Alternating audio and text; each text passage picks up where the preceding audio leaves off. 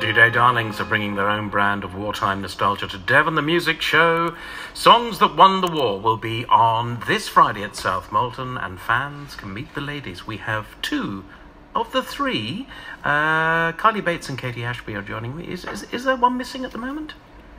Well, she's not missing. She's at home with her baby. So she recently had a baby, and we let her off today to spend some quality time before she hits the road at the end of this weekend. You're all heart. So, yeah. All give. All give. Fantastic. Firstly, Kylie, where did you begin to sing? When did you suddenly realise that voice? Oh, wonderful. Gosh, actually, it was started. My first passion was actually horse riding, and when I turned sort of about 14, 15, I started going to musical theatre classes, and then went on to college. And the first show I actually performed in was the National Theatre Tour of Joseph and the Amazing Technicolor Dreamcoat. It came to Milton Keynes Theatre, and the stage school I was in had been asked for children to audition to be a part of the national tour. And I remember my mum saying to me, this will be it, you've got, I think we had 24 shows in a couple of weeks that the run was on, and my mum said to me, you will either love it or hate it. And I absolutely loved it, and I'm so glad that I continued down the road. Yeah, there is that thing, it looks such fun, and then you're suddenly sat in, in Morecambe in a guest house, and it's raining, and 15 people have turned up. You think, this is not what I wanted to do. But well done, you stuck at it. And Katie, your story? Well, I formed the group 11 years ago, so I formed the D-Day Darlings. I was performing for... in a music hall variety show in Kettering, and it was performing for a certain genre, a certain age range of people, the older generation mainly. And I was singing along, and I was singing all the vintage classics, and I really noticed that it was the wartime songs that resonated with them, and I thought, yes, this is what I want to build my career on. So I formed the D-Day Darlings, and here we are today. So you had this idea, you got the uniforms. How many of you have actually been in the D-Day Darlings? Because we've got 3 at the moment, but you've been bigger than that. Sorry, How many members? We're all still in the D-Day Darlings. There's 15 of us in the D-Day Darlings. Yeah. There's 15 of us in total, but there was 9 that went on to Britain's Got Talent last year, and there's 9 that feature on the album, our debut album that we launched last year in November. There's 15 of us, a 15-strong troupe, and that is basically so we can keep the act more accessible, and we can perform at more events, we can reach a wider demographic. And I want to keep building on that. I want 100 D-Day Darlings. Well, yeah, I've looked at all the photographs. I couldn't work out how many there were of you, because you're rather like Earth, Wind and Fire. Every time you go out in concerts, another one's tagged on the end. Yeah, we've got loads. There's a few of us, and I think obviously we've all got families as well. As I said, we've just had one of our lovely darlings, Jessica. She's just gone to have a baby now. Just literally last week she had a little boy, Jonah. We've got another one that's about to give birth, and so they're all dropping like flies, David. Oh. So we need that enforcement as well. We need that cover. So it's, we've all got lives and we're all busy. So yeah, and I tell you what, your style of dress and hair absolutely perfect as well. As my mother was a member of she was a WAF, and it's a little bit.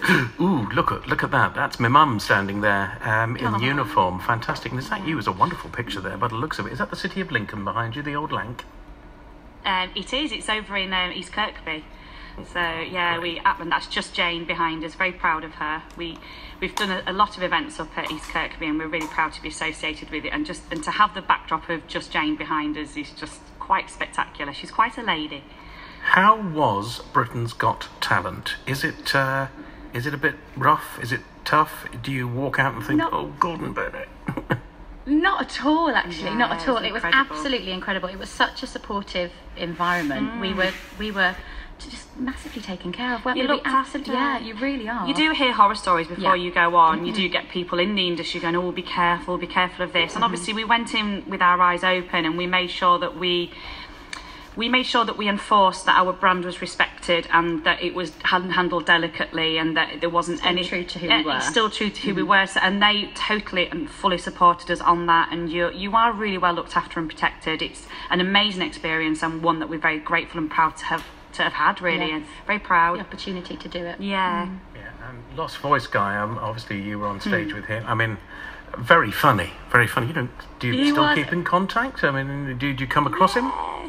Yeah, we don't come across him as such, but we do keep in contact with him. We all made friends on the show, so We were with Lee throughout quite a lot of our journey there. Every sort of pillar we got to, every post, we were always up against Lee, weren't we? It was really lovely though to share the journey with him. He took the crown in the semi-finals, and then he took the crown in the finals. And to be honest with you, if anyone was going to win it above us, we were just so proud that it was him with that strong message that he had as well.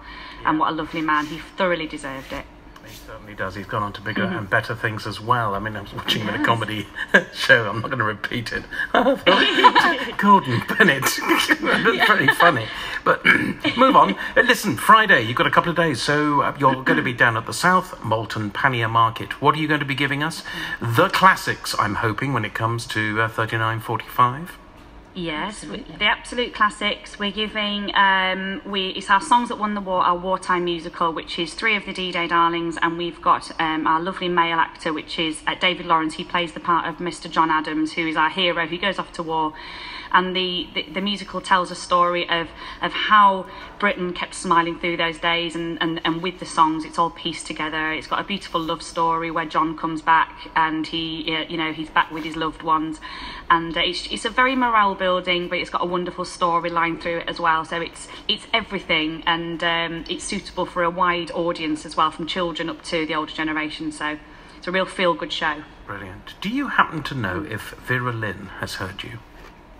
Oh yeah, she's one of our biggest supporters. Vera Lynn supported us for 11 years. From when I first started the D-Day Darlings, she gave her name in support of us to endorse our work, and that relationship's got a lot stronger, and we've recently become ambassadors of her charity, the Dame Vera Lynn charity, which supports children with motor learning difficulties under 5. And a few weeks ago we were at her house having tea and cake, as was your friend David. So it was a wonderful experience for us, and she welcomed us with open arms, and we actually sang the White Cliffs of Dover with her. We sang We'll Meet Again at her house, and it was just a wonderful experience. I approached the subject. I wasn't too sure in what condition she's in, considering she is now, what, 102?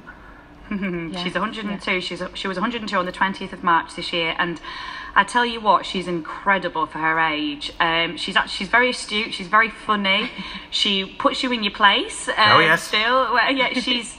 I tell you, but equally, she's still so proud, and she's so determined to keep the memories alive, as we are. But coming from that lady, the First Lady herself, her passion for not forgetting the boys, that's basically all she kept saying to us: don't forget the boys, don't forget what they did. And obviously us being so patriotic and proud of that, and that's our mission, we couldn't have had a more amazing experience. The oldest living artist ever to make a #1 in the British album charts, and that was back in 2009.